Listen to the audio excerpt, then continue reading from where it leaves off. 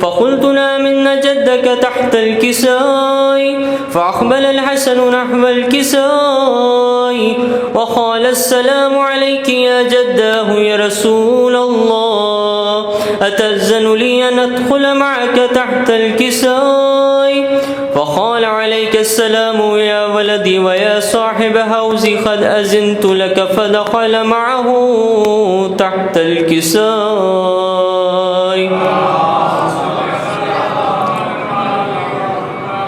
فما كانت إلا ساعة وإذا بولدي الحسين عليه السلام قد أقبل وقال السلام عليك يا أمه. فقلت عليك السلام يا قرة عيني وثمرة فؤادي. فقال لي يا أمه إني أشم عندك رائحة طيبة كأن رائحة جد رسول الله. فقلت نعم إن جدك وأخاك تحت الكساء. فدنا الحسين نحو الكساء وقال السلام عليك يا جداه والسلام عليك يا من اختاره الله، أتأذن لي أن أكون معكم تحت الكساء؟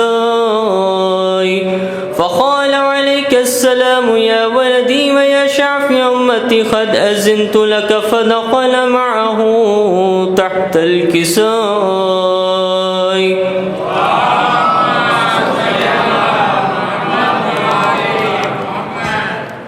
فأقبل عند ذلك أبو الحسن علي بن أبي طالب وقال السلام عليك يا بنت رسول الله. فقلت عليك السلام يا أبا الحسن ويا أمير المؤمنين. فقال يا فاطمة إني أشم عندك رائحة طيبة كأنها رائحة أخي وابن عمي رسول الله. فقلت نعم ها هو مع ولديك تحت الكساء. فأقبل علي نحو الكساء وقال السلام عليك يا رسول الله، أتأذن لي أن أكون معكم تحت الكساء؟ قال عليك السلام يا أخي ويا وسيء وخليفتي وصاحب لواء، قد أذنت لك. فدخل علي تحت الكساء. اللهم صل على محمد وآل محمد. ثم أتيت نحو الكساء وقلت السلام عليك يا أباته يا رسول الله، أتأذن لي أن أكون معكم تحت الكساء؟ قال عليك السلام يا بنتي ويا بعضعتي، قد أذنت لك. فدخلت تحت الكساء. فلما اكتملنا جميعا تحت الكساء أخذ بي رسول الله بطرفي الكساء وأومأ بيده اليمنى إلى السماء وقال اللهم إن هؤلاء أهل بيتي وخاصتي وحامتي، لحمهم لحمي ودمهم دمي، يؤلمني ما يؤلمهم ويحزنني ما يحزنهم. أنا حرب لمن حاربهم وسلم لمن سالمهم، عدو لمن عاداهم ومحب لمن أحبهم، إنهم مني وأنا منهم. فاجعل صلواتك وبركاتك ورحمتك وغفرانك ورزوانك علي وعليهم، وأذهب عنهم الرجس وطهرهم تطهيرا.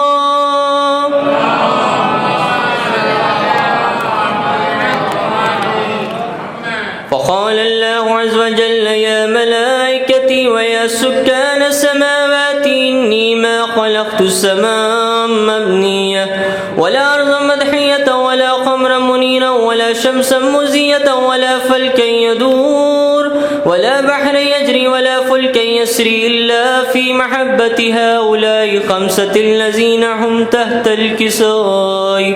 فقال الأمين جبرائيل يا ربي ومن تحت الكساء؟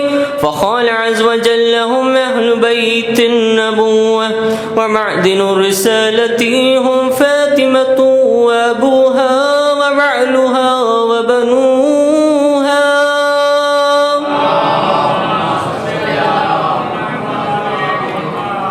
فقال جبرائيل يا ربي أتأذن لي أن أهبط إلى الأرض ليكون معهم سادسا فقال الله نعم قد أذنت لك فهبت الأمين جبرائيل وقال السلام عليك يا رسول الله علي الأعلى يقرئك السلام ويقصك بتحية والإكرام ويقول لك عزتي وجلالي إني ما خلقت سماء مبنية ولا أرض مدحية ولا قمرا منيرا ولا شمسا مزية ولا فلكا يدور ولا بحرا يجري ولا فلكا يسري إلا لأجلكم ومحبتكم وقد أذن لي أن أدخل معكم فهل تأذن لي يا رسول الله؟ فقال رسول الله عليك السلام يا أمين وحي الله إنه نعم قد أذنت لك فدخل جبرائيل معنا تحت الكساء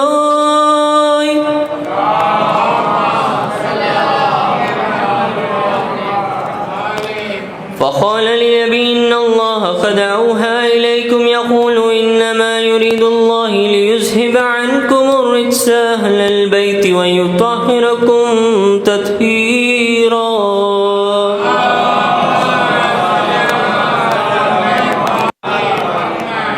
فقال علي لأبي يا رسول الله أخبرني ما لجلوسنا هذا تحت الكساء من الفضل عند الله. فقال النبي صلى الله عليه وآله والذي بعثني بالحق نبي واستفاني بالرسالة نجيا ما ذكر خبرنا هذا في محفل من محافل أهل الأرض وفيه جمع من شيتنا ومحبينا إلا ونزلت عليهم الرحمة وحفت بهم الملائكة واستغفرت لهم إلى أن يتفرقوا.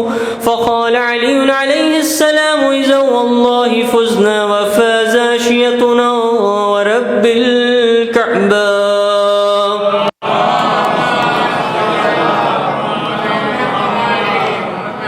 وقال أبي رسول الله صلى الله عليه وآله يا علي والذي بعثني بالحق نبيا واستفاني بالرسالة نجيا ما ذكر خبرنا هذا في محفل من محافل أهل الأرض وفيه جمع من شيتنا ومحبين وفيهم مهموم إلا وفرج الله همه ولا مهموم إلا وكشف الله همه ولا طالب حاجة إلا وخذ الله حاجته. فقال علي عليه السلام إذا والله فزنا وسعدنا وكذلك شيتنا فازوا وسعدوا في الدنيا والآخرة ورب الكعبة.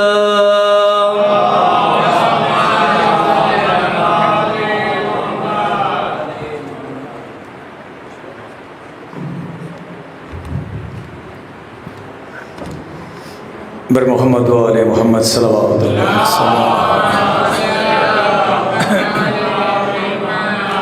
مولا امیر المومنین فرماتے ہیں آج عمل کا دن ہے اور کل حساب کا، اور کل جب حساب ہوگا تو پھر کوئی عمل کام نہیں آئے گا، لہٰذا کوشش کیجئے اپنے عمل کو، اپنے کرداروں کو بہتر کیجئے۔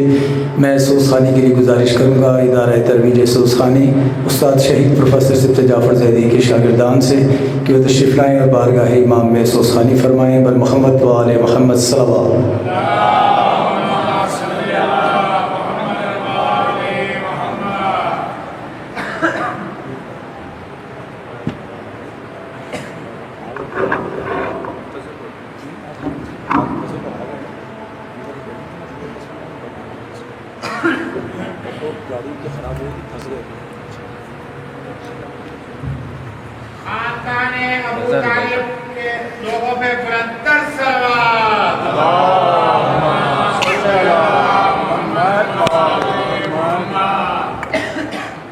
بر محمد و آل محمد صلوات۔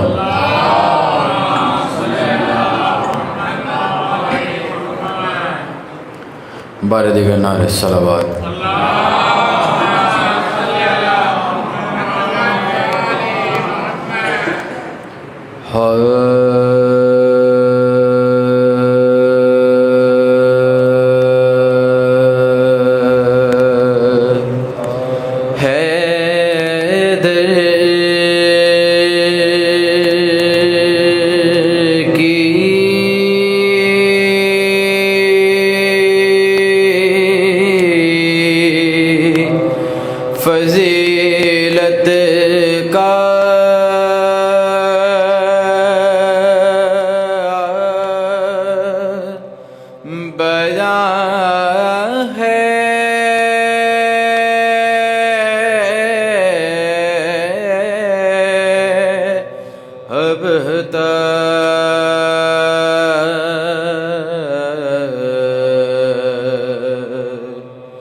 حیدر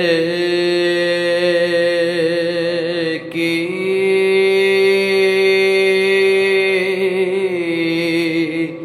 فضیلت کا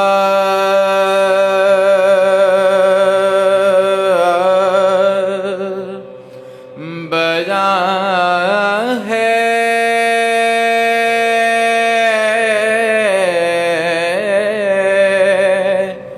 اب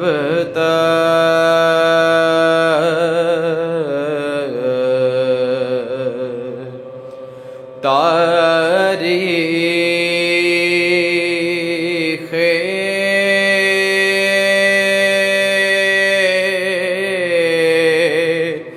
زمانہ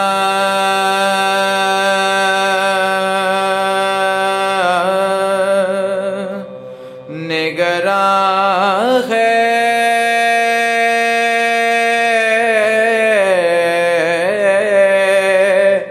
اب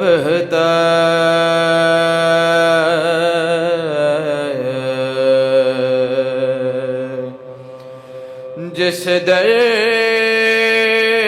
سے گئے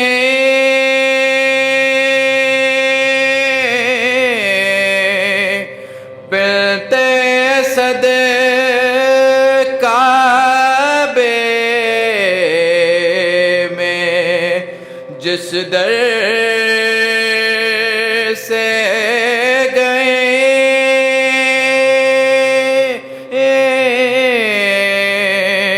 بلتے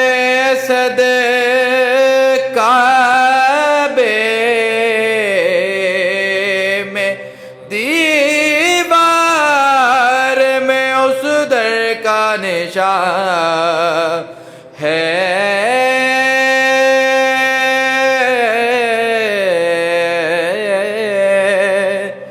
اب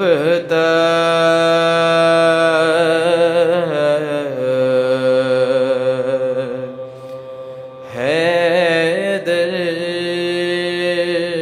کی فضیلت کا محمد و آل محمد صلوات.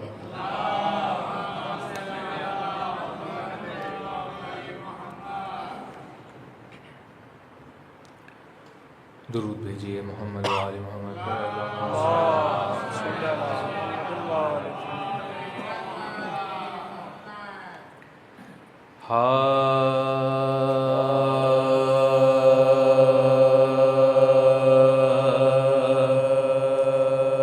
سوتے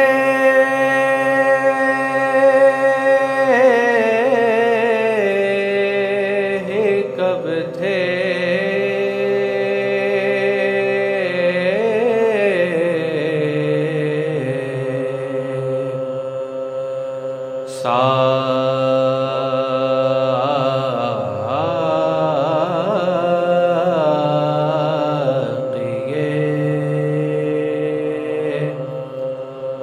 کوثر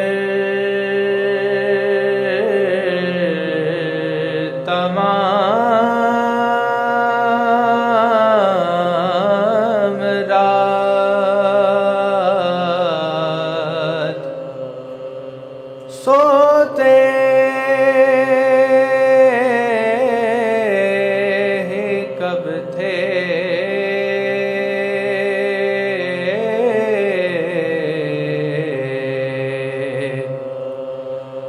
ساقی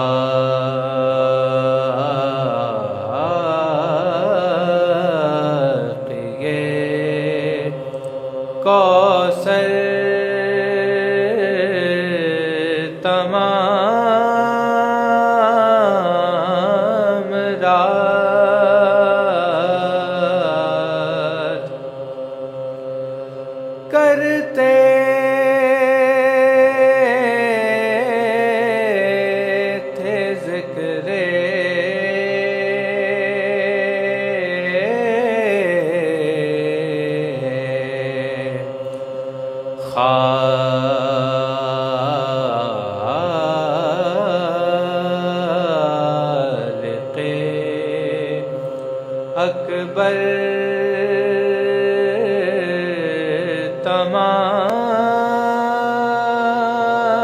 تمام رات بیدار بختی گے شب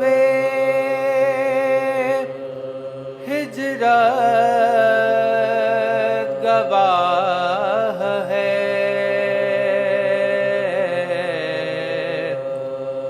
بیدار بختی گے شب ہجرت گواہ ہے بس ایک رات سوئے ہیں حیدر تمام رات سوتے کب تھے استاد قمر جلال بھی علیہ رحمہ کے سلام کے چند اشعار سماعت ہوئے. نظر درود بھیجیے محمد و آل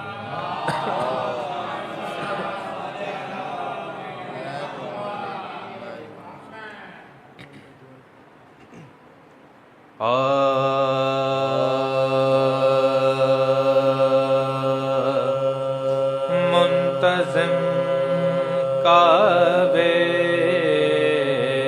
کا پہنچا صفائی کے لیے منتظم کعبے کا پہنچا صفائی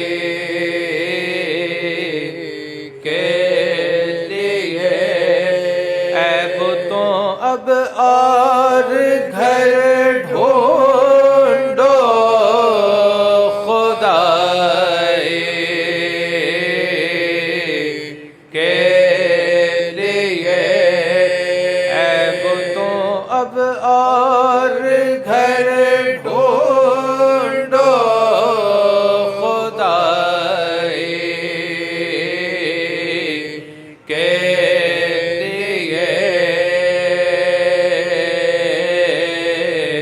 منتظم کعبے کا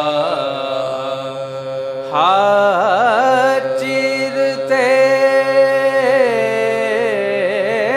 ہیں کلائے اجدر کو جھولے میں علی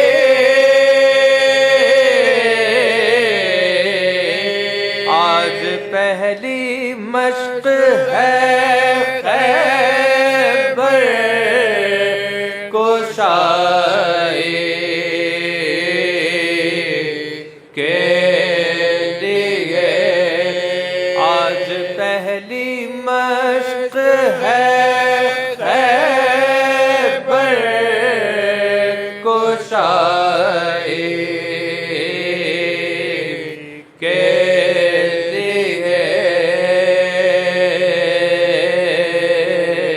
منتظم کعبے کا ہاتھ دو کیا مرحب کو حیدر نے تو بولی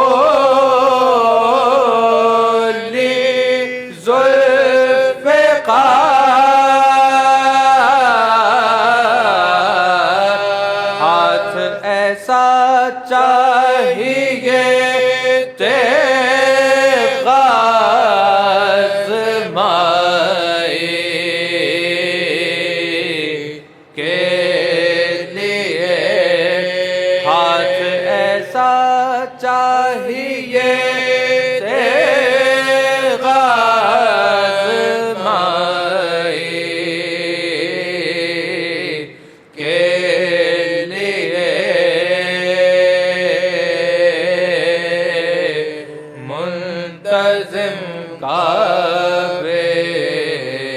کا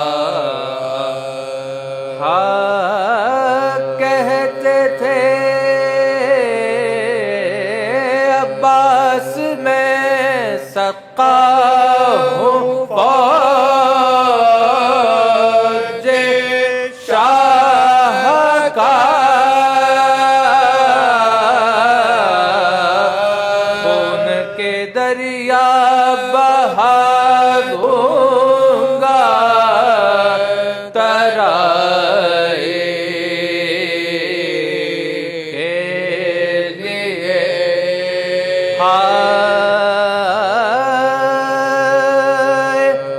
ابن ملجم نے لگائی جب علی کے سر پتے عرش سے اترے ملائک بھی دہائی کے لیے عرش سے اترے ملائک بھی دہائی کے لیے کر دیا کیوں ابن ملجم ایسے مولا کو شہید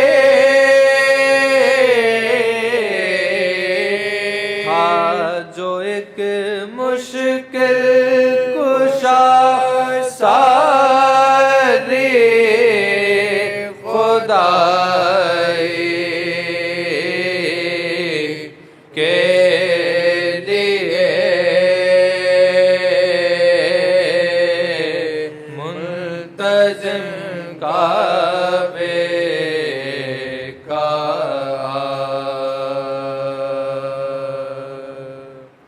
فاتحہ.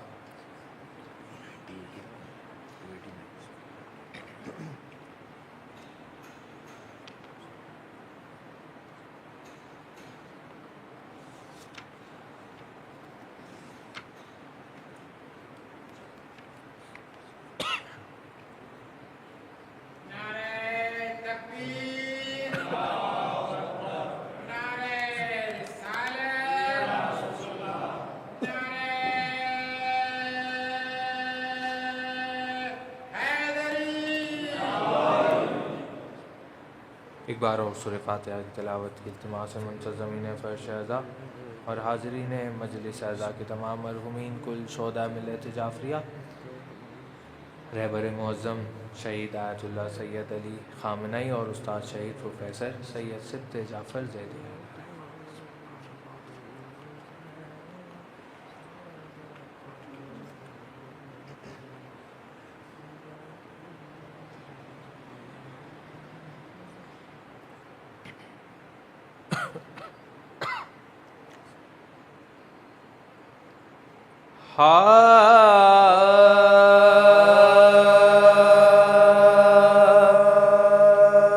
اے روزہ دارو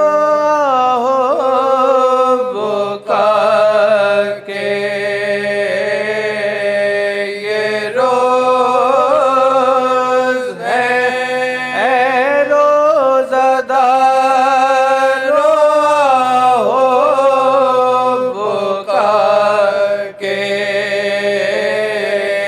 یہ روز ہے، سادات پر نزول بلا کے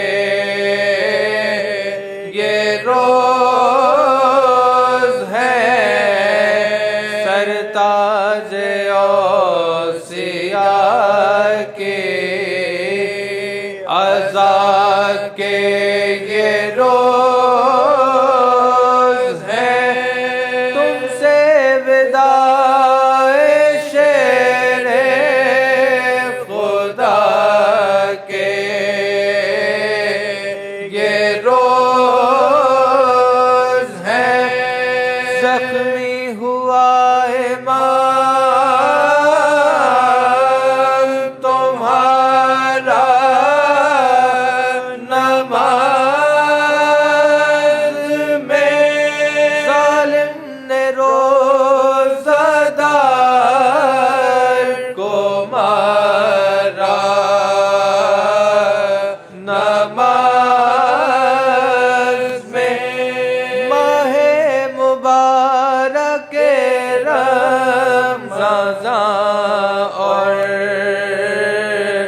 خدا کا گھر کر کا وہ نور کا وہ شب قدر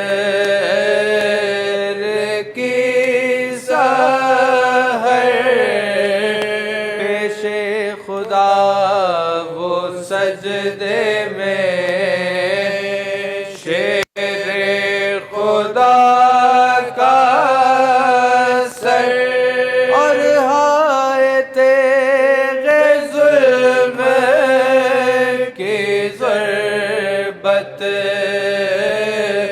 وہ فرق پر فوار خون کے زخم جبی سے بہا کیے سجدے میں آپ ربی الاعلیٰ کہا کیے مسجد جو پہنچے دوڑ کے حسنین خوش سے ڈوبی ہوئی لہو میں میرے کشتیے نجات ماتھے پخون باپ کا مل کر کہیے اٹھایا قبلہ کعبہ کس نے دلوایا نانا جان کو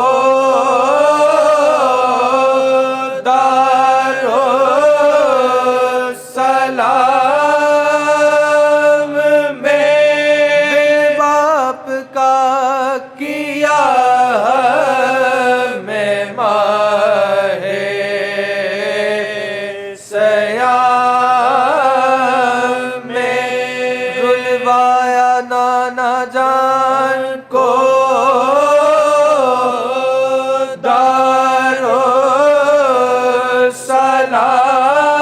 دارالسلام میں باپ کا کیا میں ماہ سیام میں اے روزہ دارو آہو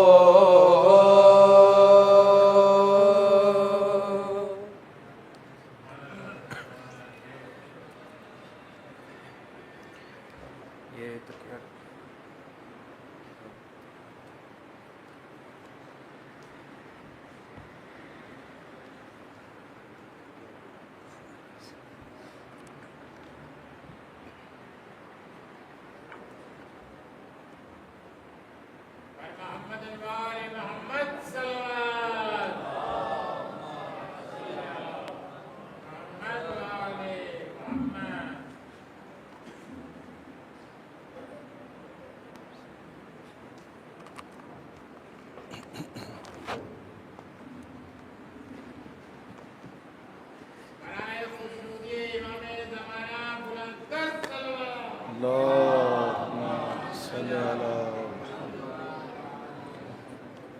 برائے تاجیل ظہور امام زمان اجل اللہ تعالی فرجہ شریف بلند ترین صلوات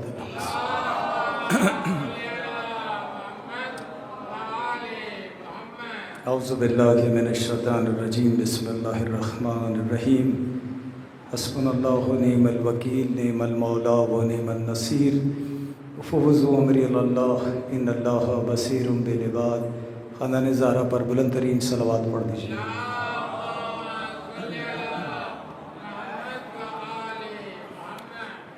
چار میں سے آپ کی سماعت میں نظر کر رہا ہوں. ذکر حیدر نہیں تو کچھ بھی نہیں، فکر حیدر نہیں تو کچھ بھی نہیں، دین خالق کی داستانوں میں ذکر خیبر نہیں تو کچھ بھی نہیں، لاکھ کوشش کرے جہاں سارا ذکر حیدر کبھی نہ کم ہوگا، پیروان علی کا ہے اعلان، جو بھی حق پر نہیں تو کچھ بھی نہیں، ذکر حیدر نہیں تو کچھ بھی نہیں، فکر حیدر نہیں تو کچھ بھی نہیں۔ درود پڑھیے گا محمد و آل محمد۔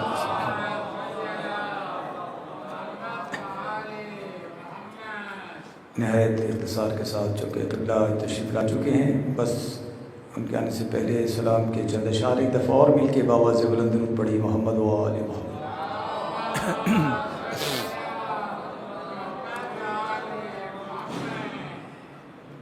زندگی جینے کے افکار علی سے سیکھو، کس طرح رکھنا ہے کردار علی سے سیکھو۔ درود پڑھیے محمد و آل محمد۔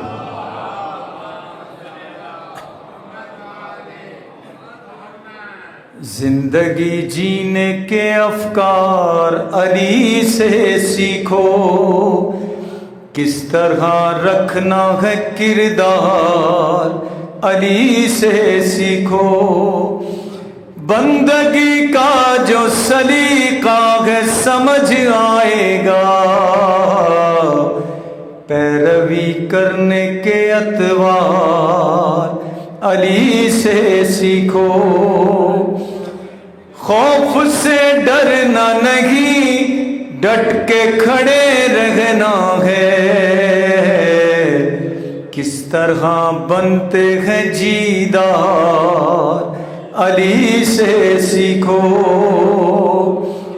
صرف نعروں سے نہیں عشق کی پہچان کوئی، باعمل بننے کا اظہار علی سے سیکھو، رات بھر جاگنا پانے کو علم ہے لوگو، کیسے بنتے ہیں علمدار علی سے سیکھو،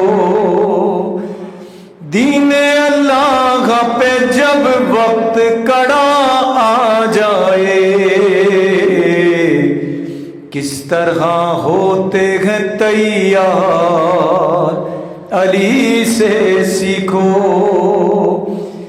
ایک ہی شب میں جو کرتے تھے ہزاروں سجدے، عشق خالق کا یہ معیار علی سے سیکھو، ایسے اشعار کے جن سے کوئی پیغام ملے، تم مناجات میں اظہار علی سے سیکھو، یہ علی دیپ ولایت نہیں آسان ہدف، اس کا کس طرح ہو اقرار علی سے سیکھو، زندگی جینے کے افکار علی سے سیکھو۔ برائے تعجیل ظہور امام زمان اجل اللہ تعالی فرجہ الشریف، برائے حفظ و سلامتی آغائے رہبر حسن مجتبیٰ اور برائے بلندی درجات آغا رہبر امام سید علی خامنائی آغا علی سستانی کے درجات میں بلندی کے لیے تمام علماء حق، تمام مجتہدین کرام، مراجع الزام کی جان و مال، عزت و آبرو کی حفاظت کے لیے، دشمنان اسلام کی نابودی کے لیے، امریکہ اور اسرائیل کی نابودی کے لیے، مومنین کی سلامتی کے لیے دفعہ مل کے بآواز بلند صلوات پڑھی محمد و آل محمد، صلی علی محمد و آل محمد۔ میں آج کی دوسری مجلس بسلسلہ شہادت امام المتقین حضرت علی بن ابی طالب علیہ السلام سے خطاب کے لیے گزارش کروں گا حجت الاسلام والمسلمین آغا سید فرخ عباس رضوی صاحب سے کہ قبلہ تشریف لائیں اور آج کی دوسری مجلس سے خطاب فرمائیں۔ آغا صاحب کی سلامتی کے لیے بلند ترین صلوات۔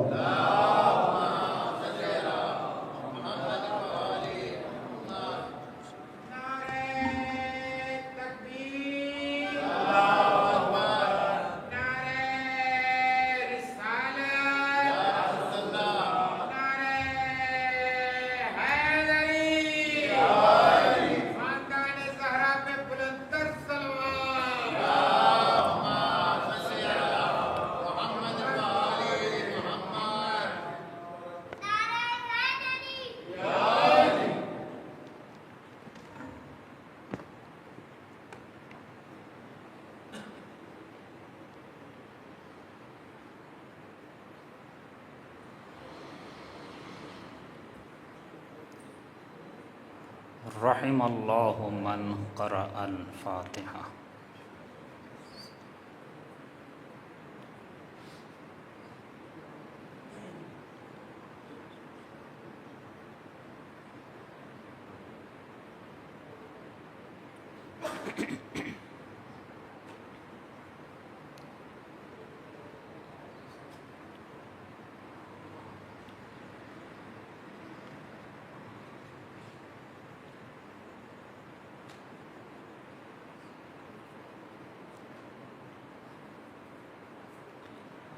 اعوذ باللہ من الشیطان الرجیم، بسم اللہ الرحمن الرحیم، الحمد للہ رب العالمین، بارئ الخلائق اجمعین، باعث الانبیاء والمرسلین، والصلاة والسلام والتحیۃ والاکرام علی سیدنا و مولانا ابی القاسم محمد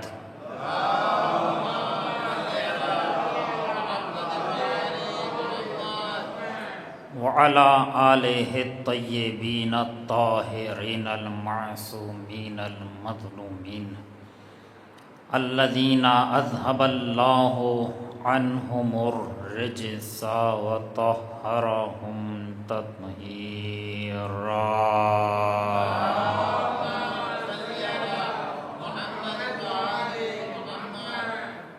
ولا سیما بقیت اللہ ارواحنا لتراب مقدمہ الفداء، واللعنۃ الابدیۃ علی اعدائہم اجمعین، اما بعد فقد قال اللہ الکریم فی الذکر الحکیم، وَأَن لَّوِ اسْتَقَامُوا عَلَى الطَّرِيقَةِ لَأَسْقَيْنَاهُم مَّاءً غَدَقًا۔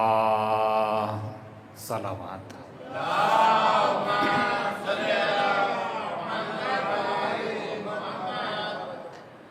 حضرات گرامی قدر اور عزاداران امیر المؤمنین علیہ السلام، ان 3 روزہ مجالس کے لیے بندے نے سورہ جن کی اس آیت کا انتخاب کیا ہے۔ یہ آیت امیر المومنین علی علیہ السلام کی ولایت سے مربوط ہے، جس میں جناب رب العزت کا ارشاد گرامی ہے کہ وَأَن لَّوِ اسْتَقَامُوا عَلَى الطَّرِيقَةِ، لَأَسْقَيْنَاهُمْ مَاءً غَدَقًا، اگر یہ لوگ اس راستے پر استقامت دکھاتے تو ہم ضرور ان کو آب خالص سے سیراب کر دیتے۔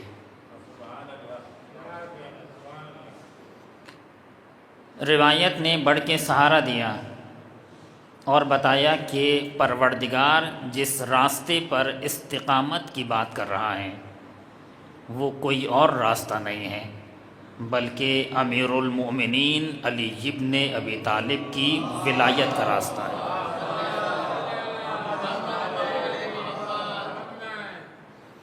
یہ آپ کی ولایت کا راستہ ہے کہ جو بھی اس ولایت کے راستے پر ثابت قدم رہ جائے تو پروردگار اس پر اپنی نعمتوں کا نزول کرے گا۔ یہ بات سمجھانے کے لیے میں آپ کے سامنے ایک اور آیت پڑھ دیتا ہوں جو یقیناً آپ سب نے سنی ہوگی۔ آواز دی وَلَنَبْلُوَنَّكُمْ، بالکل تقریباً اس آیت سے متعلق گویا یہ آیت بات کر رہی ہے۔ وَلَنَبْلُوَنَّكُمْ بِشَيْءٍ مِّنَ الْخَوْفِ وَالْجُوعِ وَنَقْصٍ مِّنَ الْأَمْوَالِ وَالْأَنفُسِ وَالثَّمَرَاتِ وَبَشِّرِ الصَّابِرِينَ الذین اذا اصابتهم مصیبہ قالوا انا للہ وانا الیہ راجعون اولئک علیہم صلوات من ربہم ورحمہ واولئک هم المہتدون۔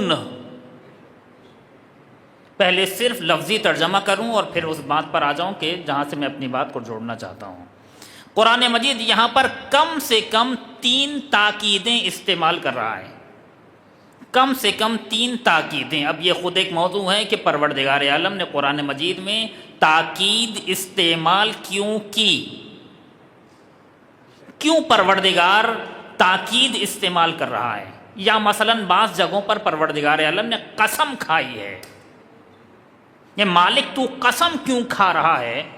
اگر تو قسم نہ کھا تب بھی ہم نے یقین کر لینا ہے، اگر تو تاکید استعمال نہ کر تب بھی ہماری ذمہ داری ہے کہ تجھ پر ایمان لے آئیں۔ مگر اس کے باوجود پروردگار عالم یہاں پر عربی اعتبار سے، ادبیات کے اعتبار سے 3 تاکیدیں استعمال کر رہا ہے۔ نون تاکید ثقیلہ، لام تاکید، اگر کوئی یہاں عربی جانتا ہے۔ وَلَنَبْلُوَنَّكُمْ، ہم ضرور تمہیں آزمائیں گے، تمہیں آزمایا جائے گا۔ اب آیت کا اگلا حصہ ترجمہ کرنے سے پہلے ایک اور آیت پڑھ دوں۔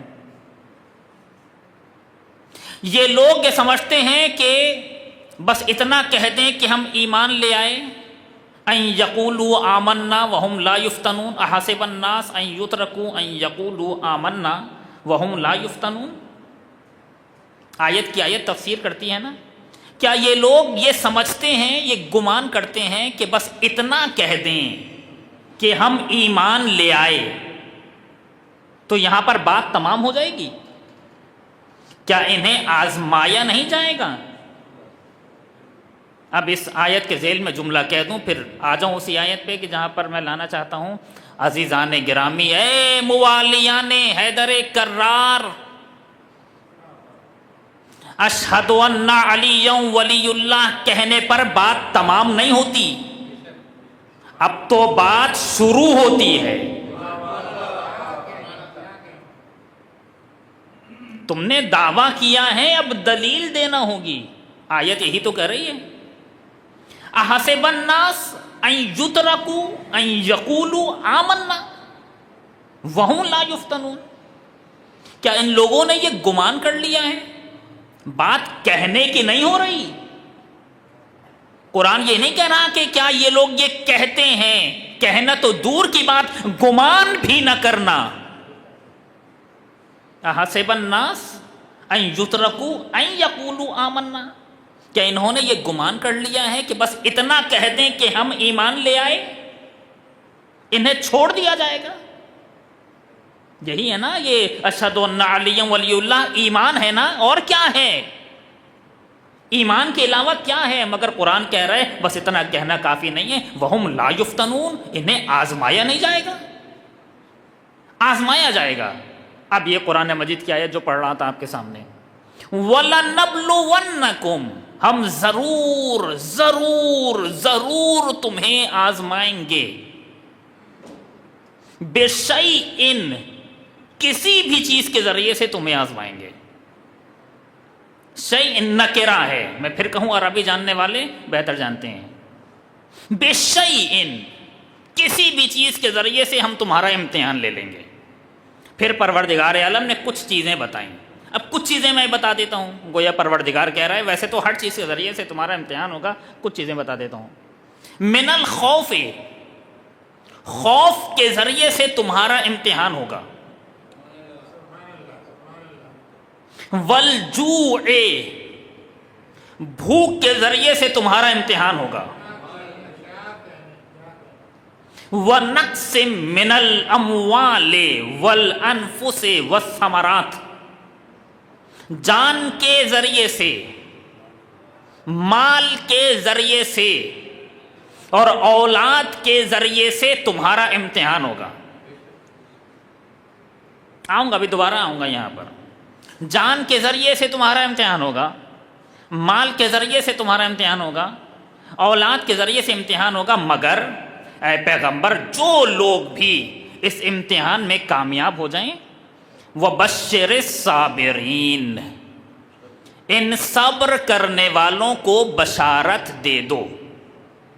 میں یہاں تک لانا چاہ رہا ہوں، یہیں پر رکوں گا، صابرین پر، کہ جو ہمارے موضوع سے مرتبط ہے۔ ترجمہ کر دوں پھر واپس آتا ہوں۔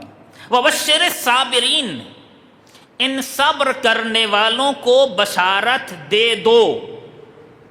یہ کون ہیں صبر کرنے والے؟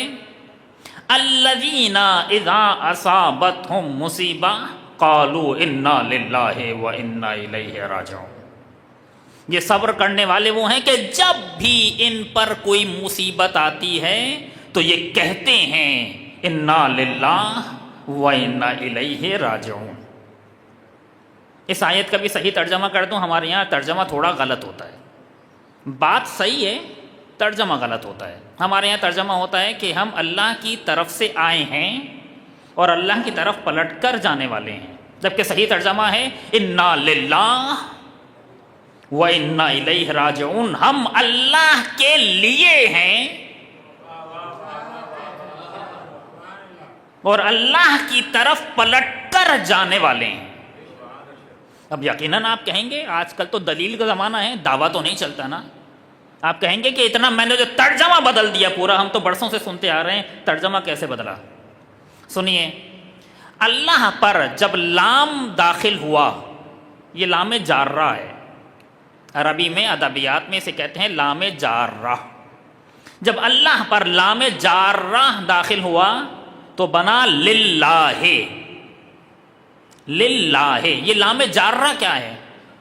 اگر لام جارہ کا معنی سمجھ میں آ جائے تو یہاں پر ترجمہ خود بخود صحیح ہو جائے گا۔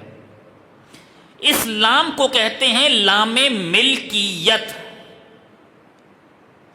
یہ لام کسی کو کسی کی ملکیت بناتا ہے۔ مثلا میں کہوں الاباء لی، یہ ابا میری ہے، یعنی میری ملکیت ہے، تو میں یہاں پر لام کا استعمال کروں گا کہ یہ ابا میری ملکیت ہے، اسے کہتے ہیں لام ملکیت۔ اب کریں ترجمہ، انا للہ، ہم اللہ کی ملکیت ہیں۔ اس کو اور سادہ لفظوں میں کہیں تو ایسے کہیں گے ہم اللہ کے لیے ہیں، ہمارا سب کچھ اللہ کے لیے ہے، ہمارے جان اللہ کے لیے، ہمارا مال اللہ کے لیے، ہماری اولاد اللہ کے لیے، سب اللہ کی ملکیت۔ جب ہمارا کچھ ہے ہی نہیں، اگر وہ مانگ لے تو پریشانی کاہے کی؟ اور یہاں یہ جملہ بھی کہہ دوں، اچھا ہے موضوع کے اعتبار سے ہے، آپ کو معلوم ہے یہ کلمہ استرجاع کہتے ہیں نا اسے، اس جملے کو انا للہ و انا الیہ راجعون، یہ اللہ کا جملہ نہیں ہے۔ اللہ نے یہ جملہ کسی اور کا ہے، قرآن میں نقل کیا ہے، یہ اللہ کا جملہ نہیں ہے، یہ اللہ نے نہیں کہا۔ اب آپ کہیں گے اس کی دلیل کیا ہے؟ خود قرآن مجید میں اس کی دلیل ہے۔ کیا ہے دلیل؟ وَبَشِّرِ الصَّابِرِينَ، ان صبر کرنے والوں کو بشارت دے دو۔ یہ صبر کرنے والے کون ہیں؟ الَّذِينَ إِذَا أَصَابَتْهُمْ مُصِيبَةٌ قَالُوا، یہ صبر کرنے والے وہ ہیں کہ جب بھی ان پر کوئی مصیبت نازل ہوتی ہے تو وہ کہتے ہیں۔ کہنے والا کون ہے تلاش کرو۔ کیا کہتے ہیں؟ انا للہ و انا الیہ راجعون۔ اس کا مطلب یہ ہے کہ کہا کسی اور نے ہے، اللہ تو قرآن میں بس نقل کر رہا ہے۔ اب تاریخ میں تلاش کرو کس نے کہا یہ جملہ، کہ اللہ کو اتنا پسند آیا کہ قرآن کی آیت کی زینت بنا دیا۔ سمجھ میں نہ آئے تو ہم بتا دیں گے، تمہیں تاریخ میں نہ ملے تو ہم ڈھونڈ کر دے دیں گے۔ سب سے پہلے یہ جملہ علی ابن ابی طالب نے کہا تھا۔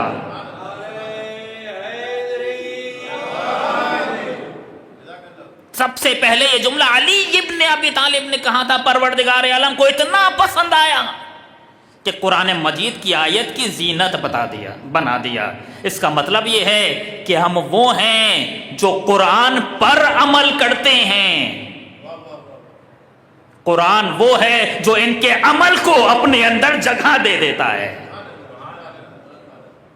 کتنا عجیب مرحلہ ہے۔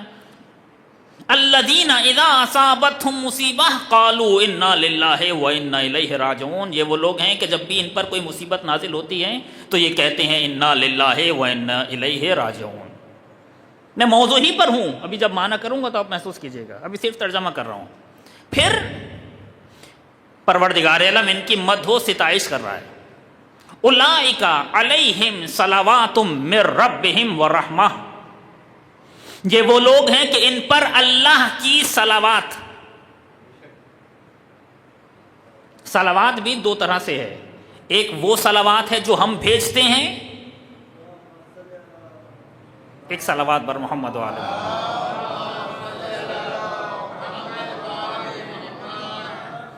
ایک وہ صلوات ہے جو ہم بھیجتے ہیں، اور ایک وہ صلوات ہے جو اللہ نازل کرتا ہے۔ ان دونوں صلوات میں زمین آسمان کا فرق ہے۔ میں مشہور صلوات کا جملہ پڑھ دیتا ہوں یہ بات سمجھانے کے لیے۔ ہم کہتے ہیں اللہم صلی علی محمد و آل محمد، یہ ہم صلوات بھیج رہے ہیں، لیکن جب اللہ صلوات بھیجتا ہے تو کیا اللہ بھی یہی کہتا ہے اللہم صلی علی محمد و آل محمد؟ اللہ کس سے کہے گا؟ تو بس کہاں ہماری صلوات، کہاں اللہ کی صلوات؟ بہت فرق ہے دونوں سے۔ ایک صلوات وہ ہے جو نیچے سے اوپر جاتی ہے، ایک صلوات وہ ہے جو اللہ کے یہاں سے نیچے آتی ہے۔ دونوں صلوات میں فرق ہے۔ اللہ ہم الفاظ ادا کرتے ہیں مگر اللہ الفاظ ادا نہیں کرتا، بلکہ حقیقت صلوات نازل کرتا ہے، حقیقت صلوات نازل کرتا ہے، وہ صلوات کی پاک و پاکیزہ حقیقت جو پروردگار عالم کے یہاں ہے۔ جب پروردگار کسی پر صلوات نازل کرتا ہے تو حقیقت صلوات نازل کرتا ہے۔ اور یہاں پروردگار کہہ رہا ہے یہ وہ لوگ ہیں اولئک علیہم صلوات من ربہم ورحمہ، یہ وہ لوگ ہیں کہ جن پر اللہ کی صلوات، اللہ کی رحمت ومغفرہ، اللہ کی مغفرت، واولئک هم المہتدون، یہی وہ لوگ ہیں جو ہدایت یافتہ ہیں۔ اب آپ سوچ رہے ہوں گے کہ میں نے جو اتنا لمبا ترجمہ کر دیا کیوں، ہمارے موضوع سے کیا ربط ہے؟ اس جملے کے لیے زحمت دیتی ہے آپ کو۔ قرآن مجید نے کہا کہ ہم تمہارا ضرور ضرور ضرور امتحان لیں گے۔ یہ راستہ ایسا ہے کہ یہاں پر امتحان تو دینا ہوگا، بغیر امتحان کے ممکن نہیں ہے کہ تم آگے بڑھ جاؤ۔ راستہ کٹھن ہے، دشوار ہے، مگر تم نے امتحان دینا ہوگا۔ اس امتحان میں کامیابی کا راستہ بس ایک ہے، بس ایک راستہ ہے، اور وہ راستہ کیا ہے؟ اسی آیت میں اس کا بیان ہوا ہے، جس کے لیے زحمت دینا چاہ رہا ہوں۔ مگر اس سے پہلے اپنے جوانوں سے ایک جملہ کہہ دوں تسکین کے لیے۔ مشکلات تو آئیں گی، راستہ مشکل ہے، سختیاں ہوں گی، توجہ رکھیے گا، سختیاں ہوں گی، پریشانیاں ہوں گی، سختیوں سے نہ گھبرانا، بس راستے کی بلندی کو دیکھنا۔ سختیاں تو ہوں گی، اور یہی بات کسی نے آیت اللہ خامنئی سے کہہ دی کہ مشکلات ہیں، پریشانیاں ہیں، سختیاں ہیں، تو رہبر نے جواب دیا کہ دیکھو، جب تم نے پہاڑ کا انتخاب کیا ہے، پہاڑ یعنی بلندی، جب تم نے بلندی کا انتخاب کیا ہے، اپنے لفظوں میں بیان کر رہا ہوں ان کا جواب، اب تم نے انتخاب کیا ہے بلندی کا، یا تو راستہ بدل لو، یا تو راستہ بدل لو، لیکن تم نے چڑھنا بھی بلندی پر ہے، طے پایا ہے کہ تم نے بلندی کی طرف سفر کرنا ہے۔ اب جب تم پہاڑ پر یعنی بلندی پر چڑھو گے تو کبھی پاؤں زخمی ہوگا، کبھی خون نکلے گا، کبھی پتھر چبھے گا، کبھی کانٹا چبھے گا، مگر جب تم بلندی پر چڑھ رہے ہوتے ہو تو نہ پتھر پہ توجہ دیتے ہو، نہ کانٹے پر توجہ دیتے ہو، نہ مشکل پریشانی پر توجہ دیتے ہو، تم کہتے ہو یہ تو طبیعی ہے، نیچرل ہے، جب بلندی پر چڑھو گے تو پاؤں تو زخمی ہوگا، مگر مسئلہ یہ ہے کہ تم بلندی پر چڑھ رہے ہو، تمہارا سفر بلندی کی طرف ہے۔ اب کہنے دیجئے، پوری تاریخ میں، ذمہ داری سے کہہ رہا ہوں، پوری تاریخ میں تشیع نے مشکل سے مشکل ترین مرحلے دیکھے یا نہیں؟ ہمیں قتل کیا گیا، ہمارے خون سے گارا بنا، ہمیں دیواروں میں چنا گیا، ہماری خواتین کو بیوہ کیا گیا، ہمارے بچوں کو ذبح کیا گیا، مگر پوری تاریخ میں ہمارا سفر بلندی کی طرف رہا ہے۔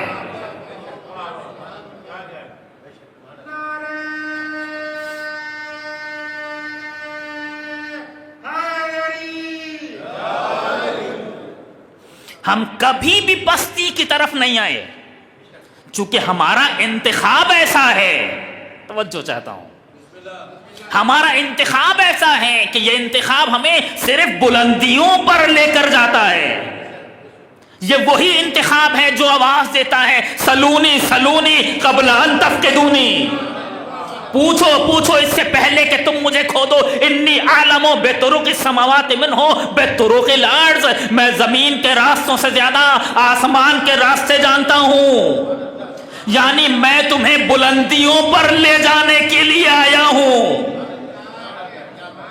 تمہیں پستیوں میں نہیں جانے دوں گا، تمہیں جھکنے نہیں دوں گا، تمہیں ذلیل نہیں ہونے دوں گا، عزت دوں گا اور عزت کی چوٹی پر پہنچاؤں گا۔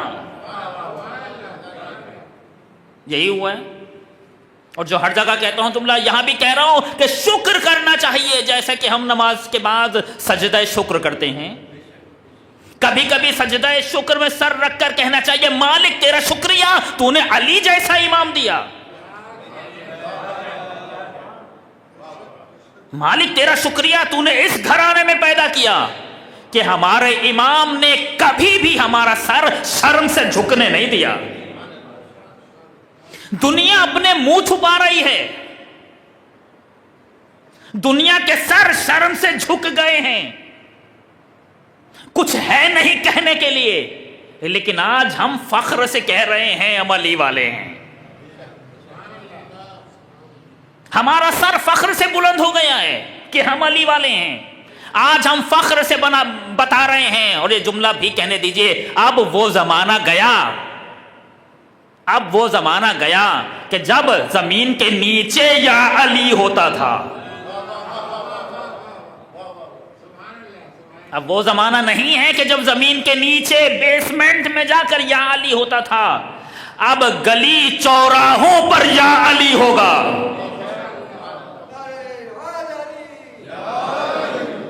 اور کوئی ہمیں روک نہیں پائے گا. کہہ دوں یہاں پر پھر رہبر کا جملہ کہ اب شعب ابی طالب کا دور نہیں ہے. جوانوں توجہ کرنا، کیا ہوا تھا شعب ابی طالب میں؟ مسلمان کمزور تھے، مسلمان ضعیف تھے، مسلمانوں کا بائیکاٹ کیا گیا. 3 سال تک مسلمانوں نے پتے کھا کر گزارا کیا. کمزور تھے نا، مسلمانوں کا گھیراؤ کیا گیا. تو یہ شعب ابی طالب مسلمانوں کی کمزوری کے دن تھے. تو رہبر کہتے ہیں آج کا زمانہ شعب ابی طالب کا زمانہ نہیں ہے، بلکہ آج خیبر و خندق کا زمانہ ہے. خیبر و خندق کا زمانہ ہے. اس جملے کی تفسیر بیان کر دوں. شعب ابی طالب میں ہم کمزور تھے، ہمارا بائیکاٹ کیا گیا. پھر ہم طاقتور ہوئے، اتنے طاقتور ہوئے کہ ہم پر حملہ کیا گیا. ہم نے بہترین دفاع کیا. جنگ بدر میں، جنگ احد میں، دوسری جنگوں میں ہم نے بہترین دفاع کیا. اس سے پہلے دفاع نہیں کر پا رہے تھے، کمزور تھے شعب ابی طالب میں. لیکن اس کے بعد مسلمان مزید قدرت میں آئے کہ اب دفاع نہیں کیا بلکہ حملہ کیا. توجہ چاہتا ہوں. اب نہ شعب ابی طالب کا دور ہے، نہ بدر و احد کا زمانہ ہے، بلکہ خیبر و خندق کا زمانہ ہے. پہلے تم شرارت کر کے بلوں میں گھس جاتے تھے، تم شرارت کرتے تھے، بنکر میں چھپ جاتے تھے. اب ہم خود تمہارے بنکر پر حملہ کریں گے اور تمہیں کہیں بھی رہنے نہیں دیں گے. انشاءاللہ وہ زمانہ بھی آنے والا ہے کہ جہاں پر اگر یہ پتھر کے نیچے بھی چھپ جائیں تو پتھر چیخ کے کہے گا میرے نیچے سے نکال کر مارو ان کو. اور انشاءاللہ وہ زمانہ قریب ہے. بہرحال وَلَنَبْلُوَنَّكُمْ، ہم ضرور تمہیں آزمائیں گے، تمہیں آزمایا جائے گا، چونکہ تم نے راستہ ہی ایسا انتخاب کیا ہے کہ تمہیں آزمایا جائے گا. آزمائش کے علاوہ کوئی چارہ نہیں ہے. کیسے آزمایا جائے گا؟ من الخوف، خوف کے ذریعے سے تمہیں آزمایا جائے گا. بس یہی آج ہمارا نتیجہ ہے. خوف کے ذریعے سے تمہیں آزمایا جائے گا. سخت ترین امتحان ہے خوف کا امتحان، کہ جب خوف کا سناٹا چھا جائے، لوگوں کو ڈرا دیا جائے اور کوئی ہو جو خوف کا سناٹا توڑے. تاریخ میں سب واضح ہے. جب پیغمبر کے بعد امیر المومنین علیہ السلام کا حق چھینا گیا تو کیا کیا تھا انہوں نے؟ خوف کی فضا بنائی تھی. خوف کی فضا بنائی تھی. مسلمان گھبرا کر گھروں میں بیٹھ گئے اور کسی میں ہمت نہیں ہوئی چند افراد کے علاوہ کہ انہیں روک دیا. بعد میں امیر المومنین علیہ السلام نے کہ خوف کے سناٹے کو توڑے. آپ مجھے بتائیے اگر اس زمانے میں مسلمان خوف کا سناٹا توڑ دیتے تو آج یہ حالت ہوتی؟ تاریخ کی جتنی بھی بدبختی ہے، مسلمان جتنا بھی گرا ہے پوری تاریخ میں، وہ سب اسی لیے ہیں کہ انہوں نے عزت کا دروازہ چھوڑ کر ذلت کے دروازوں کا انتخاب کیا. آج ذلیل ہوئے پوری تاریخ میں. بہرحال میں نہیں رکوں گا یہاں پہ. من الخوف، خوف کے ذریعے سے تمہارا امتحان ہوگا. والجوع، بھوک کے ذریعے سے تمہارا امتحان ہوگا.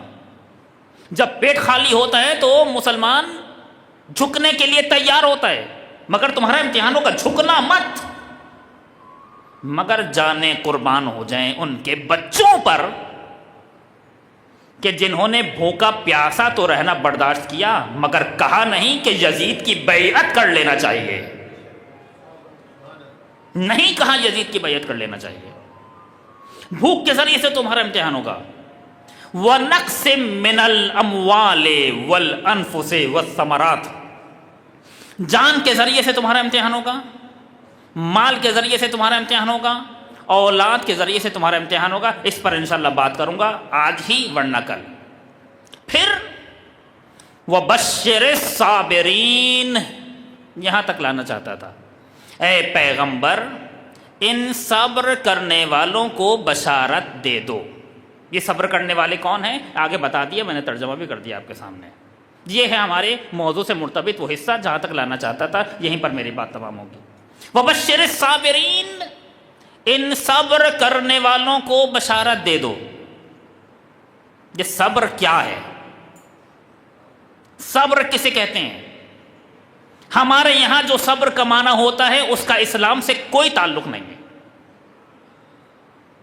کوئی تعلق نہیں ہے اس معنی کا اسلام سے جو ہمارے یہاں صبر کا معنی ہوتا ہے. کیا معنی ہوتا ہے؟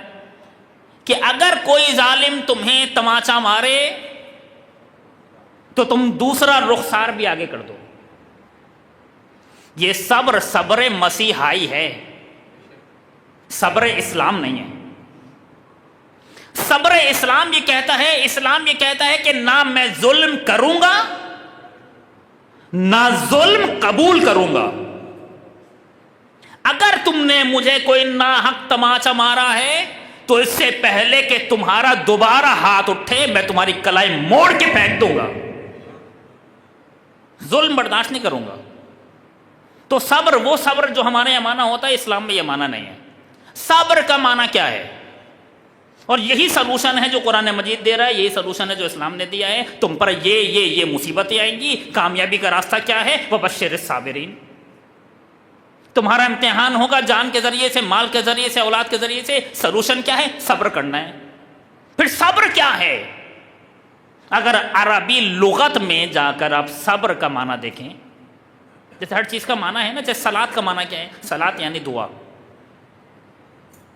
صلاۃ یعنی دعا. حج کا معنی کیا ہے؟ حج یعنی قصد کرنا، ارادہ کرنا. صبر کا معنی کیا ہے؟ صبر ایک اسلام کی اصطلاح ہے نا، جیسے نماز، حج، یہ ساری اصطلاحیں ہیں. صبر کا معنی کیا ہے؟ لغت میں جا کر اگر صبر کا معنی دیکھیں تو صبر یعنی استقامت، جو ہمارا موضوع ہے. پھر آیت پڑھ دوں، اب صحیح معنی کروں صبر کا. ہم ضرور تمہیں آزمائیں گے، کسی بھی چیز کے ذریعے سے تمہیں آزمائیں گے. خوف کے ذریعے سے تمہیں آزمائیں گے، بھوک کے ذریعے سے تمہیں آزمائیں گے، جان مال اولاد کم ہو جانے سے تمہیں آزمائیں گے. اے پیغمبر ان استقامت کرنے والوں کو بشارت دے دو. وَبَشِّرِ الصَّابِرِينَ یعنی استقامت کرنے والے کو. استقامت کیا ہے؟ امتحان دیں گے مگر راستہ چھوڑ کر نہیں جائیں گے، بھرپور مقابلہ کریں گے ظلم کے ساتھ. اور اگر تم نے یہ کر دیا، کیا کر دیا؟ تم نے اس راستے پر استقامت دکھا دی. وَبَشِّرِ الصَّابِرِينَ الَّذِينَ إِذَا أَصَابَتْهُمْ مُصِيبَةٌ قَالُوا إِنَّا لِلَّهِ وَإِنَّا إِلَيْهِ رَاجِعُونَ. اور یہ استقامت دکھانے والے کون لوگ ہیں کہ جب بھی ان پر کوئی مصیبت آتی ہے تو کہتے ہیں اللہ کے لیے، ہمارا سب اللہ کے لیے ہے. ہم استقامت دکھائیں گے، جان جائے گی تو وہ بھی اللہ کی تھی، مال جائے گا تو وہ بھی اللہ کا تھا، اولاد جائے گی تو وہ بھی اللہ کی تھی، ہم تو استقامت دکھائیں گے. پھر اللہ کہہ رہے ہیں اگر تم نے یہ کر دیا تو سنو، اولئک علیہم صلوات من ربہم ورحمہ، یہی وہ لوگ ہیں کہ جن پر اللہ صلوات نازل کرتا ہے. میں پھر کل والا جملہ کہہ دوں، آیت میں یہ نہیں ہے کہ یہ وہ لوگ ہیں کہ جن پر اللہ صلوات نازل کرتا تھا، یہ وہ لوگ ہیں کہ جن پر اللہ رحمت نازل کرتا تھا، یہ وہ لوگ ہیں کہ جن پر اللہ مغفرت نازل کرتا تھا. بلکہ قرآن کہہ رہا ہے کہ اگر تم استقامت دکھاؤ گے تو آج بھی تم پر صلوات نازل ہوگی، تم پر رحمت نازل ہوگی، تم پر مغفرت نازل ہوگی، اور تم ہی تو ہو جن کی ہدایت کر دی گئی ہے. باقی سب گمراہ ہیں، بس تم ہدایت یافتہ ہو. قرآن مجید کہہ رہا ہے تم پر اللہ صلوات نازل کرے گا. کاش وقت ہو کبھی صلوات کو موضوع بناؤں اور بتاؤں صلوات ہوتی کیا ہے جو اللہ نازل کرتا ہے. کیا صلوات جو اللہ نازل, کس پر؟ ہر انسان پہ نہیں, جو علی ابن ابی طالب کے راستے پر استقامت دکھائے.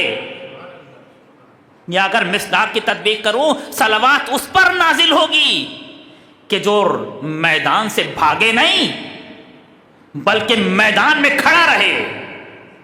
کیوں؟ اس لیے کہ ہم نے اس کا انتخاب کیا ہے کہ جس نے کبھی بھی میدان سے بھاگنا تو دور کی بات, تاریخ سے جملہ کہہ رہا ہوں, میدان سے بھاگنا تو دور کی بات, کبھی دشمن کے سامنے پشت بھی نہیں دکھائی.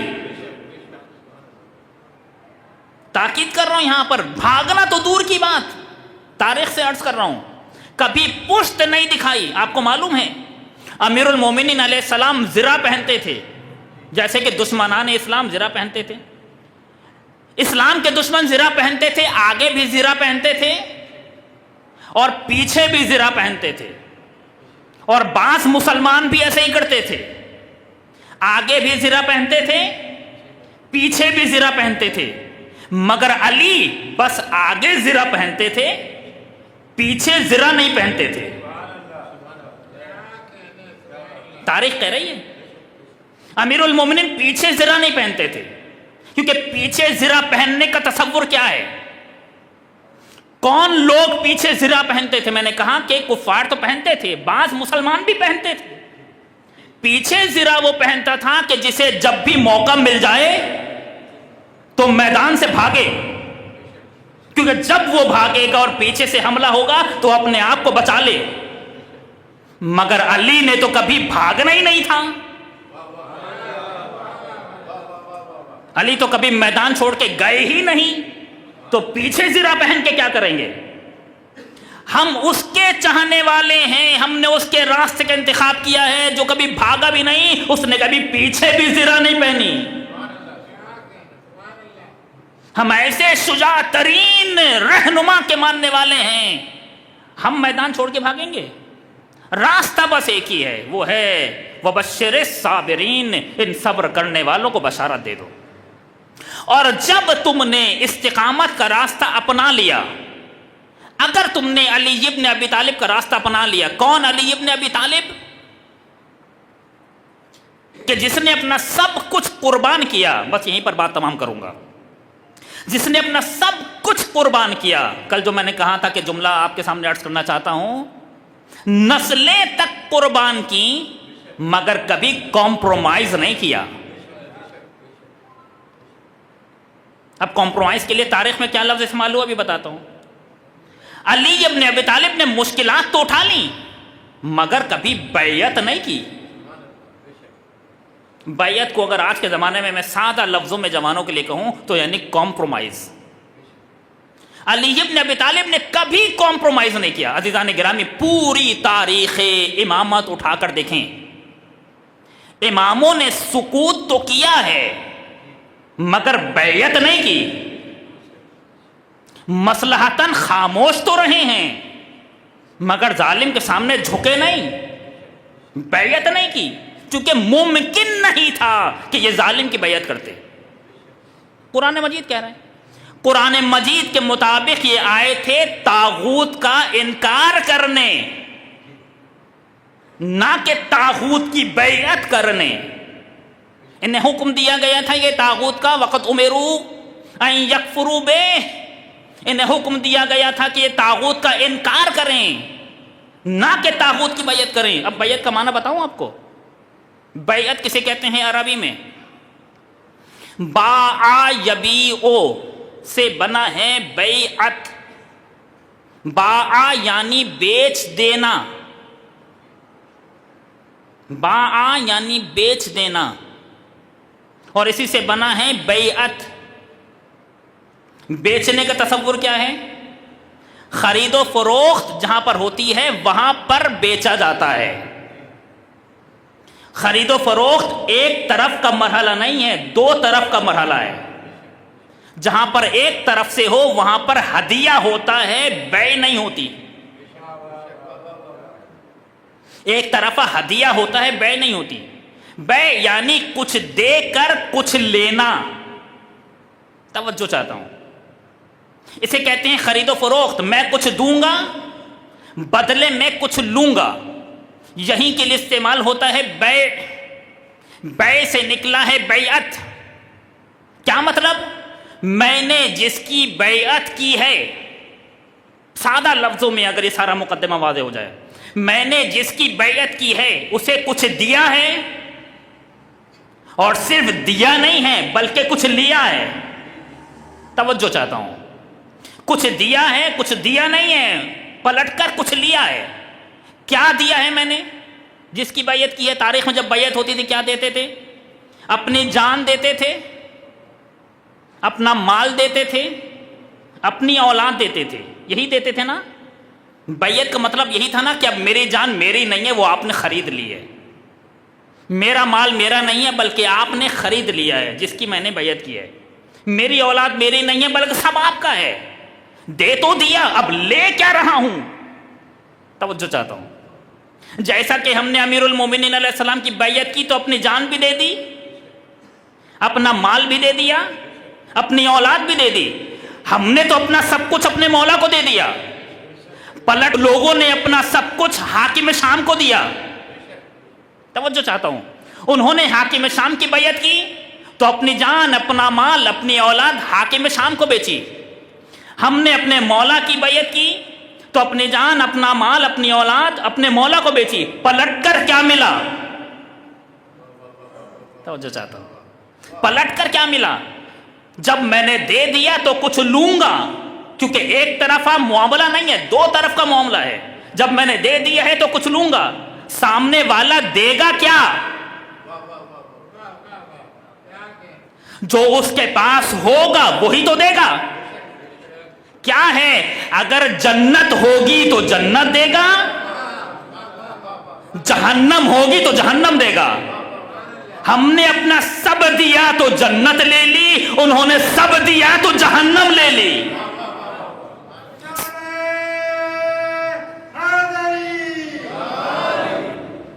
علی بیعت نہیں کریں گے، علی نہیں جھکیں گے، علی کمپرومائز نہیں کریں گے. اور ہم نے ایسے راستے کا انتخاب کر لیا ہے کہ ہم کمپرومائز نہیں کریں گے. اپنی جان دیں گے، اپنا مال دیں گے، اپنی اولاد دیں گے، اپنی نسل دیں گے. مگر یاد رکھنا اس میں سے کچھ بھی تمہارا نہیں ہے، کیونکہ تم نے تو بیعت کر لی ہے. اس کے علاوہ قرآن مجید کے مطابق تم خود کہہ رہے ہو کہ میرا کچھ نہیں ہے. انا للہ، میرا کچھ نہیں ہے. میری جان اللہ کی ملکیت، میرا مال اللہ کی ملکیت، میری اولاد اللہ کی ملکیت. میں نے سب دے دیا مگر پلٹ کر خالی ہاتھ نہیں ہوں. عزت ملی ہے، غیرت ملی ہے، حمیت ملی ہے. یہ تو دنیا کا تحفہ ہے، آخرت میں جنت ملنے والی ہے. آج بتائیے نا، پوری دنیا میں عزت کے ساتھ کون جی رہا ہے؟ میں پھر کل والا جملہ کہتا ہوں، خدا کا شکر ہے کہ میں سن کر زندگی نہیں گزار رہا بلکہ دیکھ کر زندگی گزار رہا ہوں. تاریخ میں معجزے کا سنا تو تھا، آج معجزہ دیکھ رہا ہوں. آج نظر آ رہا ہے کہ ہمارے مولا نے ہمیں چھوڑا تھوڑی ہے. آج بھی ہمارا ہاتھ تھاما ہوا ہے. بس ایک کام کر کے دینا ہے، اور وہ کام کیا ہے؟ تم نے بس استقامت دکھا دینی ہے. استقامت، چھوڑ کے نہیں جانا، چھوڑ کے نہیں جانا. اگر چھوڑ کے چلے گئے تو کل جو میں نے آپ کے سامنے کرائٹیریا بتایا تھا، اگر چھوڑ کے چلے گئے تو تم علی والے نہیں ہو، تمہارا نام تو یہیں سے کٹا. لیکن اگر علی والے ہو، کھڑے رہنا، ڈٹے رہنا، استقامت دکھانا، ثابت قدمی دکھانا، فتح و نصرت تمہاری ہے. فتح و نصرت تمہاری ہے. اور اگلا جملہ بھی کہتا ہوں، جب فتح و نصرت مل جائے، اللہ کی طرف سے فرشتوں کے ذریعے سے مدد آ جائے، کل کی بات سے آپ مرتبط کیجئے کہ انشاءاللہ آنے والی ہے. آپ بہت جلد سنیں گے کہ آپ جیت گئے، مگر فتح و نصرت پر بات تمام نہیں ہوگی. یہ سفر چلتا رہے گا، سفر چلتا رہے گا. فتح و نصرت پر بات تمام نہیں ہوگی، بلکہ اب بھی تمہاری ذمہ داری ہے، اب بھی غرور نہ کرنا، تکبر نہ کرنا، فخر کرنا۔ فخر الگ ہوتا ہے، تکبر الگ ہوتا ہے۔ ہمیں فخر تو ہے، تکبر نہیں ہے۔ فخر کرنا، عزت کے ساتھ جینا، تکبر نہ کرنا۔ اور یہی وہ چیز ہے جو قرآن مجید نے کہا، بسم اللہ الرحمن الرحیم، اذا جاء نصر اللہ والفتح، جب فتح و نصرت آ جائے، وَرَأَيْتَ النَّاسَ يَدْخُلُونَ فِي دِينِ اللَّهِ أَفْوَاجًا، تم دیکھو جوک در جوک لوگ دین خدا میں داخل ہو رہے ہیں، تو تکبر نہ کرنا، غرور نہ کرنا۔ فَسَبِّحْ بِحَمْدِ رَبِّكَ وَاسْتَغْفِرْ، اللہ کی مدح و ثنا کرنا اور استغفار کرنا۔ یا اللہ یہ فتح و نصرت تو نے دی ہے، ہم کیا، ہماری حیثیت کیا؟ استغفار کا معنی یہی ہے نا، ہم کیا، ہماری حیثیت کیا؟ انہ کانا توابا، پروردگار عالم بہترین رجوع کرنے والا ہے، بہترین توجہ کرنے والا ہے۔ بس میں نے بات تمام کی، آج کی گفتگو یہاں پر تمام ہوئی۔ تم استقامت دکھاؤ، اللہ کی مدد تیار ہے، اللہ کی مدد تیار ہے۔ ممکن ہے کہ تمہاری جان چلی جائے، مگر اللہ کی مدد پھر بھی ملے گی۔ ممکن ہے تمہارا مال چلا جائے، مگر اللہ کی مدد پھر بھی ملے گی۔ ممکن ہے تمہاری اولاد چلی جائے، مگر اللہ کی مدد پھر بھی ملے گی۔ ہم سنا کرتے تھے کہ یہ کیسے ہوگا، آج ہم دیکھ رہے ہیں کہ یہ کیسے ہوتا ہے، کہ دینے والے نے اپنی جان بھی دے دی، اپنی اولاد بھی دے دی، اپنا خاندان بھی دے دیا، سب دے دیا، سب دے دیا، اور آواز دی کہ ہم صرف کہنے والے تھوڑی ہیں، ہم صرف کہنے والے تھوڑی ہیں، ہم صرف دعویٰ کرنے والے تھوڑی ہیں، ہم دعوے کی دلیل دیتے ہیں۔ دے دی دلیل، بس ختم کی میں نے اپنی بات۔ دینے والے نے تو اپنی جان بھی دے دی، مگر ہمارے پاس تو وقت نہیں ہے، ہمارے پاس تو وقت نہیں ہے، وقت نہیں ہے ہمارے پاس۔ شہید کے پاس سب سے زیادہ قیمتی شے کیا ہوتی ہے؟ اس کی جان، اور وہ جان بھی دے دیتا ہے خدا کو۔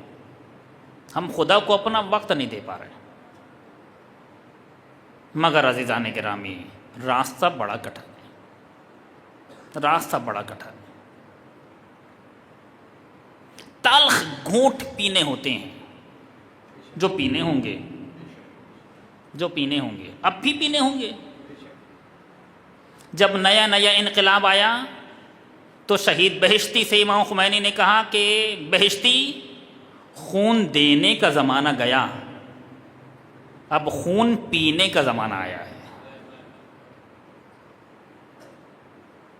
اب خون پینے کا زمانہ آیا ہے۔ اور سوچئے ہمارے لیے کتنا مشکل ہے کہ حق پر رہتے ہوئے ہم لوگوں کے طعنے سنیں، مگر علی ابن ابی طالب، علی ابن ابی طالب، بات تو یہاں تک پہنچی تھی کہ لوگوں نے علی ابن ابی طالب کو سلام کرنا چھوڑ دیا۔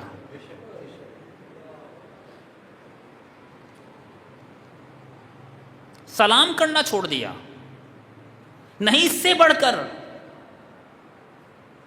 مولا سلام کرتے تھے تو لوگوں نے جواب دینا چھوڑ دیا۔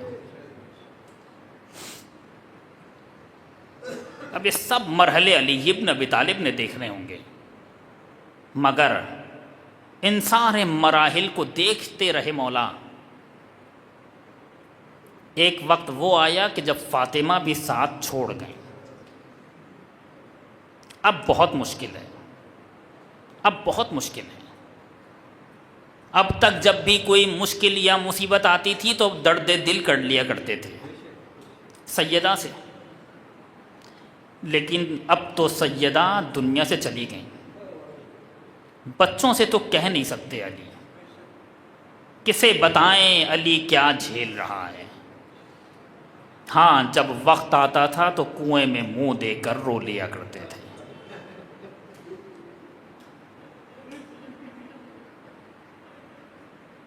کیسے کیسے مشکل مرحلے دیکھ لیے، لیکن اب بھی چین تھوڑی آیا، چین نہیں آیا۔ دشمنی اتنی شدید تھی علی ابن ابی طالب سے، اتنا شدید کینہ تھا علی ابن ابی طالب کا۔ آپ نے سنا ہوگا نا کہ امام حسن علیہ السلام نے قبر چھپا دی تھی، امیر المومنین کی وصیت کے مطابق قبر چھپا دی گئی تھی امیر المومنین کی۔ چھٹے امام کے زمانے میں پتہ چلا ہے لوگوں کو کہ علی ابن ابی طالب کی قبر کہاں ہے۔ آپ نے کبھی سوچا ایسا کیوں ہوا؟ قبر چھپانے کی نوبت کیوں آئی؟ اس لیے کہ دشمنی اتنی شدید تھی کہ زندگی میں تو دشمنی کرتے تھے، زندگی کے بعد قبر سے بھی دشمنی کرنا چاہتے تھے، قبر سے بھی دشمنی کرنا چاہتے تھے۔ کیوں؟ اس لیے کہ علی عدالت کا پرچم لے کر آئے تھے، یہ علی ابن ابی طالب کی عدالت تھی، ایسے تحمل کرنے والے تھوڑی تھے۔ مگر ہاں، اب علی کی زحمتیں تمام ہو رہی ہیں۔ کل میں نے عرض کیا کہ علی گھر سے نکلے، مرغابیوں نے راستہ روکا تو کبھی گھر کے دروازے نے راستہ روکا، مگر کوئی بھی چیز علی کو روک نہیں پا رہی، چونکہ علی اپنی منزل کی طرف جا رہے ہیں، علی لقاء اللہ کی طرف جا رہے ہیں۔ مسجد آئے، اذان دینے کے بعد محراب عبادت میں نماز پڑھنے لگے۔ ابھی پہلی رکعت کا پہلا سجدہ تھا کہ زمین ہلنے لگی۔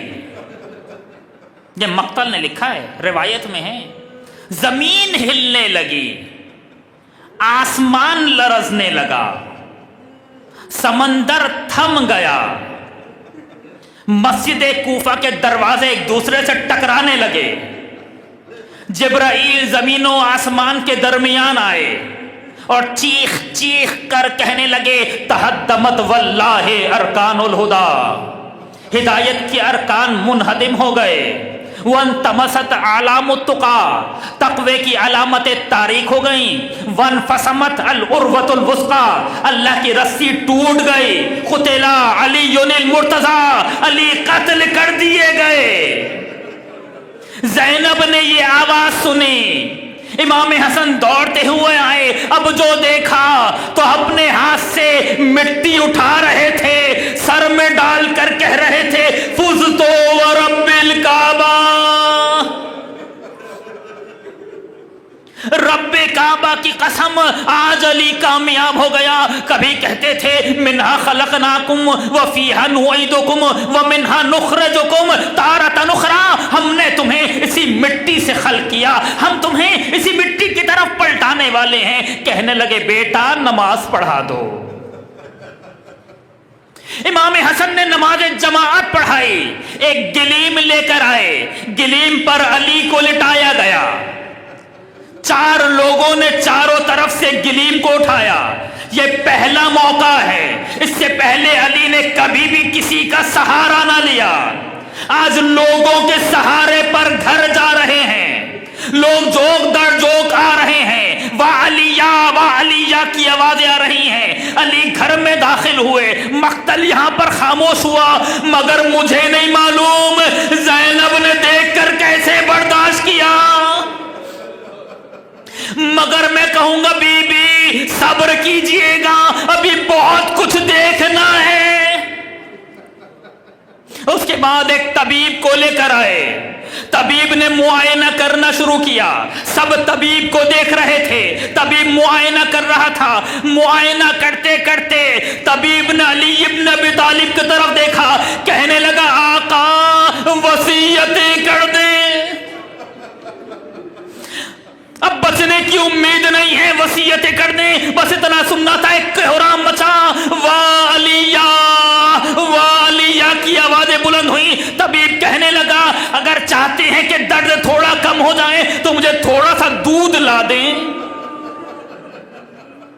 بس طبیب کی زبان سے یہ لفظ نکلنا تھا، ایک مرتبہ کوفے کے سارے یتیم بچے واپس پلٹے، تھوڑی دیر میں دوڑتے ہوئے آئے، ہاتھوں میں دودھ کے جام تھے، کہہ رہے تھے آقا ہماری طرف سے یہ آپ کے لیے۔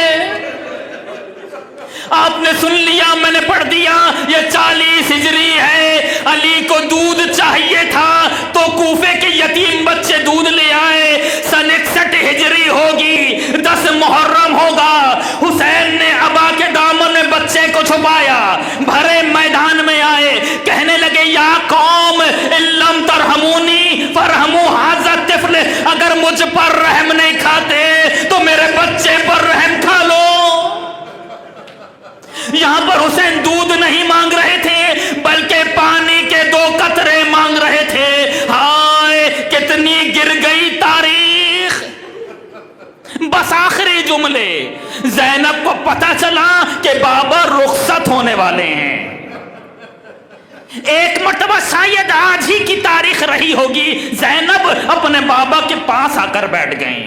مقتل نے لکھا، کہنے لگی بابا کچھ پوچھنا چاہتی ہوں، کیونکہ زینب کو پتہ چل گیا ہے کہ بابا جانے والے ہیں، بابا کچھ پوچھنا چاہتی ہوں۔ کہا زینب بیان کرو۔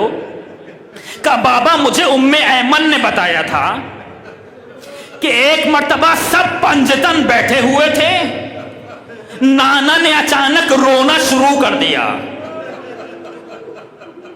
کسی نے پوچھا یا رسول اللہ رو کیوں رہے ہیں؟ تو پیغمبر نے بتایا کہ پیغمبر کے بعد فاطمہ زہرا کے ساتھ کیا ہوگا، بابا آپ کے ساتھ کیا ہوگا، میرے بھیا حسن کے ساتھ کیا ہوگا، بھیا حسین کے ساتھ کیا ہوگا۔ پوچھنا یہ ہے کیا واقعاً ایسا ہی ہوگا؟ ختم کر دیا میں نے۔ علی ابن ابی طالب نے فرمایا ہاں میری بیٹی تیار ہو جاؤ، ایسا ہی ہوگا۔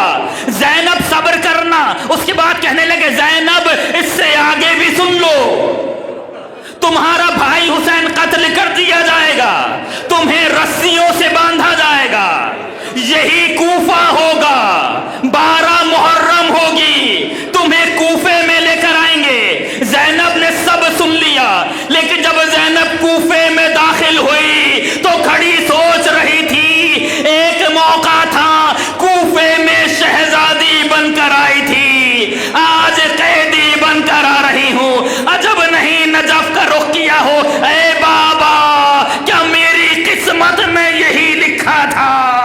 واہ علیہ واہ حسین۔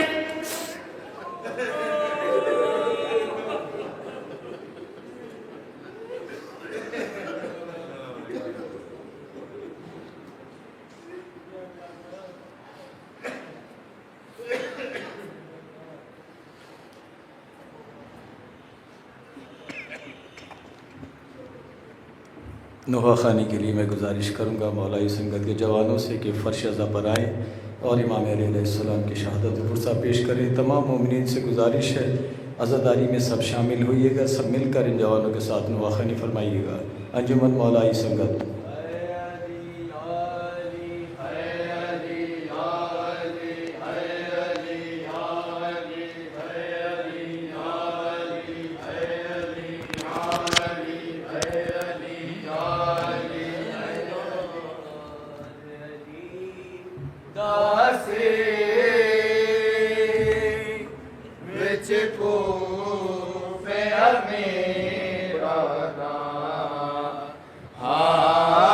کل دو